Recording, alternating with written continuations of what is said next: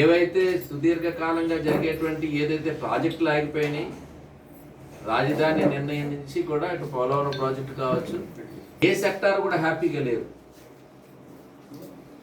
ఆ రకంగా ఉండేటువంటి వారందరి కూడా ఆగ్రహావేశాలు ఒకవైపు ఉంటే, ఆదాయం సృష్టించడం చేత కాకపోవడం వల్ల, ఆ సంపద సృష్టించడం చేత కాకపోవడం వల్ల, ముఖ్యంగా ఈ ప్రజా తిరుగు లిక్కర్లో కావచ్చు, శాండ్లో కావచ్చు, ఇతరత్ర ఏవైతే నేరుగా ప్రభుత్వానికి రావాల్సినటువంటి నిధులు, లిక్కర్లో ఇప్పటి వరకు కూడా నగదు లావాదేవీలే కానీ ఎక్కడ బ్యాంకు లావాదేవీలు లేకపోవడం వల్ల అక్కడ ఉండేటువంటి కంపెనీ, డిస్టిలరీ కంపెనీస్ కూడా వారి సొంత వ్యక్తులదే చెందినమై ఉండడం వల్ల ప్రయత్నం చేశారనేటువంటి భావం ఈరోజు రాష్ట్రంలో ప్రజలందరికీ కలుగుతుంది.